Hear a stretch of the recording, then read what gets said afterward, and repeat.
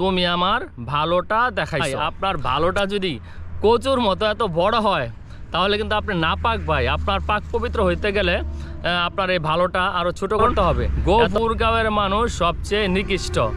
দেখা যায় কি ফেসবুক আসলে আমরা যে কমেন্ট করি অনেক সময় না জেনে কিন্তু অনেক ধরনের কমেন্ট আমরা করে ফেলি, যে আসলে এই কমেন্টের প্রতিক্রিয়া কী আসতে পারে, বা যে এই কমেন্টটা যে আমি করলাম আদৌ কি এই কমেন্টটার প্রয়োজন আছে কিনা, এই বিষয়টা আমরা দেখা যায় অনেক সময় উপলব্ধি করি না বা করার প্রয়োজনীয়তা বোধ করি না। তো সেই পর্যায়ে আমি আজকে আপনাদের কিছু কমেন্ট পড়তে চাই। দেখা গেল এই কমেন্টগুলোর রিপ্লাই আমি দিছি, তারপরেও আজকে ভিডিওর মাধ্যমে দিতে চাই। তো এখানে প্রথমে যে কমেন্টটা পড়তে চাই সেটা হচ্ছে এমডি রুবেল ভাই, ভিডিও করতে করতে আপনার মা বোন সবাইকে নিয়ে আসলেন, আপনার বউকে নিয়ে আসবেন, এর পরবর্তী ভিডিওতে আপনার বউয়ের ছবিটা দিয়ে দিন, আগে থেকে আমরা দেখব, লাইক এবং কমেন্ট করব। কত বড় বেত্তমিস হলে এই ধরনের কথা বলতে পারে একটাবার আপনারা একটু চিন্তা করেন। দেখুন আমি আমার ভিডিওতে কিন্তু আমার মায়ের শুধু হাত মাত্র দেখাইছি, তার চেহারা পর্যন্ত কিন্তু আমি ব্লার করে রাখছি। তো সেই ক্ষেত্রে এই ধরনের কমেন্ট আসলে ওনার কি বলবো যে জন্মগত সমস্যা, যারা এই ধরনের কমেন্ট করে। হ্যাঁ, ফেসবুক চালানোর মতো আগে যোগ্যতা অর্জন করেন, তারপরে সে এখানে কমেন্ট করেন, তা না হলে তো ভাই বিপত্তি আছে। তো আরেকজন আঁকাবাঁকার নাম, উনি এখানে কমেন্ট করছেন কচুর বড়া খা। জি ভাই, আমি কচুর বড়া খাই, এটা খেতে খুবই কি বলে যে বিখ্যাত একটা খাবার ময়মনসিংহের, এবং খুব ভালো লাগে আমার কাছে, তো আপনিও খেয়ে দেখতে পারেন। আচ্ছা, পরবর্তীতে একজন লিখছে মাসুদ রানা, হাতে মোবাইল, হ্যাঁ বংসং দেখতেছি, অনেকটা ভালোই দেখা যাচ্ছে ওনাকে, স্মার্টনেস। তো উনি লিখছে তুমি আমার ভালোটা দেখাইছো। তো চিন্তা করেন, আমি ওনার ভালোটা দেখাইছি। তো ভাই আপনার ভালোটা যদি কচুর মতো এত বড় হয় তাহলে কিন্তু আপনি না পাক ভাই, আপনার পাক পবিত্র হইতে গেলে আপনার এই ভালোটা আরও ছোট করতে হবে। এত বড় ভালোটা দিয়ে আপনার কিন্তু পবিত্রতা আসবে না। সামনে কুরবানি ঈদ, তো বলবো যে কুরবানি ঈদ উপলক্ষে আপনি আপনার এই ভালোটা পরিষ্কার করেন এবং আপনি শুদ্ধ পথে চলে আসেন। কি বলবো রে ভাই। আচ্ছা, পরে আরেকজন বলছে কি এমডি শামসুল, ময়মনসিংহের গোপুরগাঁও, বিষয়টা লক্ষ্য করুন, গোপুরগাঁওয়ের মানুষ সবচেয়ে নিকৃষ্ট। তো এই বিষয়টা নিয়ে আমার আপত্তি আছে। আসলে সকল এলাকায় কিন্তু ভালো মন্দ দুই আছে, সেক্ষেত্রে শুধু গোপুরগাঁওয়ের মানুষ নিকৃষ্ট, আপনি ভাই ভালো মানুষ, এটা কিভাবে বুঝি? আপনি যে আইসা এখানে কমেন্ট করলেন, আপনার ভালোর পরিচয়টা তো আপনি আসলে রাখলেন না, তাই না? আচ্ছা, পরবর্তীতে আরেকজন লেখছে বিশ্বজিৎ বিশ্বাস, লেখছে এটা কচু কাটা। আচ্ছা, যাই হোক, তো আমার মনে হয় যে উনি আমার বোনকে বিয়ে করছেন, কিন্তু দুঃখজনক হলে সত্য আমার কোনো বোন নেই, তাই উনি হতাশ হচ্ছেন বা হতাশ হবেন। তবে ভাই আসলে এই ধরনের আচরণ থেকে এখনও শিক্ষা নেওয়া উচিত। আপনি আশা করি যে ভালো হয়ে যাবেন আজকের এই কমেন্টের পর থেকে, তা না হলে কিন্তু ফেসবুক থেকে আপনার বিরুদ্ধে কোনো অ্যাকশন না নিলেও মানুষ কিন্তু আপনার বিরুদ্ধে অ্যাকশন ঠিকই নেবে।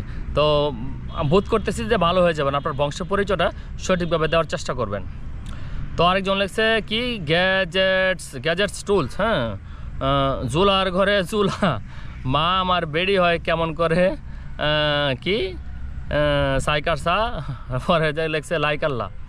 আচ্ছা ভাই, এটা হচ্ছে আঞ্চলিক ভাষায়, আমি পূর্বে বলেছি যে আমাদের ময়মনসিংহের ভাষায় মূলত হচ্ছে বেটি বলা হয়ে থাকে মেয়েদেরকে, মেয়ে জাতি সকলকে বেটি বলা হয়ে থাকে। এটা অনেক আদরের একটা ডাক, যদিও এটা আমি উল্লেখ করেছি, তারপর আজকে নতুন করে বলছি, এটা অনেক আদরের ডাক, অনেক মায়া ভরা ভালোবাসার ডাক। সুতরাং এই ডাক নিয়ে আপনারা কমেন্ট করতে পারেন না।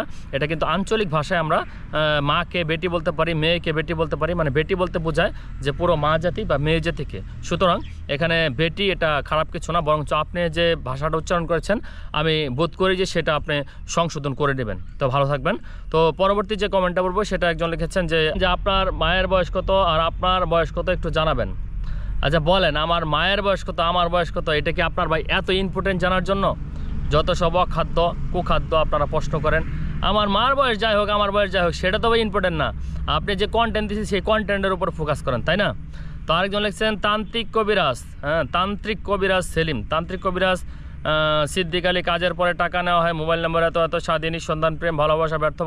বুঝলাম না রে ভাই, আপনি আমারে এগুলো কমেন্ট করছেন কেন? এটা আপনার কি মনে হয়েছে হ্যাঁ আমার সন্তানাদি নাই, আমি নিঃসন্তান বা বিয়ে সাথে হতাশায় ভুগতেছি? আর যদি এত দয়া মায়া হয় তাহলে বিয়ে একটা করাই দেন, খারাপ হয় না, জিনিসটা ভালোই হয়। তো পরে আরেকজন লিখছে সানোয়ার হুসাইন, আপনি আমাদের বাসায় এসে শিখে যান।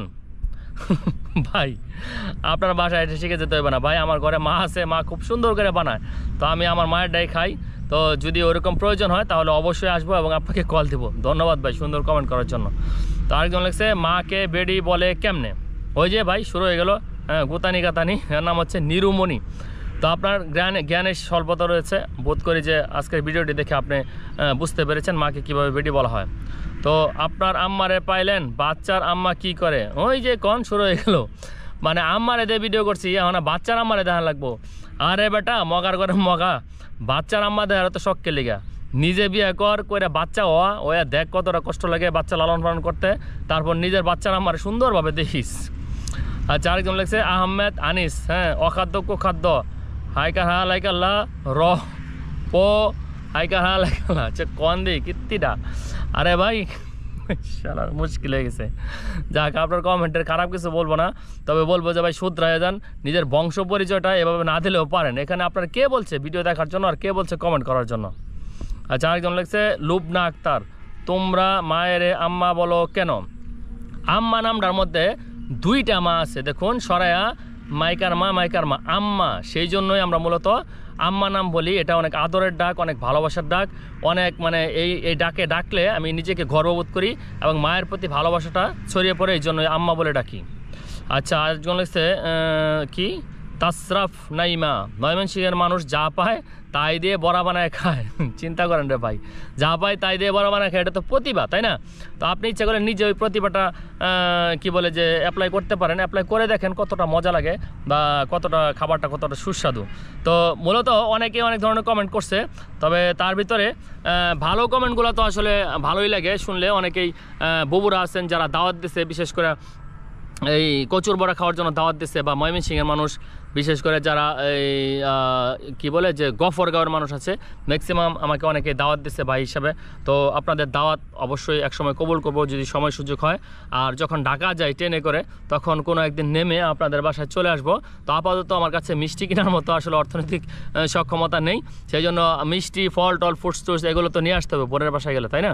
তো এই জিনিসগুলো কেনার মতো সক্ষমতা হোক তাহলে অবশ্যই নিয়ে আসবো। আর যারা ভিডিওটা দেখে সাপোর্ট করেছেন, ভালো মন্দ যাই বলছেন না কেন, আমার কিন্তু উপকার হয়েছে। তো সবাইকে বলবো যে আমার পাশে থাকুন, আমাকে ফলো করুন, আর অবশ্যই আপনাদের যে মতামতগুলো সেগুলো অবশ্যই আপনারা কমেন্ট বক্সে লিখতে পারেন অথবা ইনবক্সে লিখতে পারেন। বোধ করি যে আপনাদের প্রয়োজন অনুযায়ী ভিডিও ভবিষ্যতে মেক করার চেষ্টা করব। তো ভালো থাকবেন সবাই। আসসালামু আলাইকুম ওয়া রাহমাতুল্লাহি ওয়া বারাকাতুহু।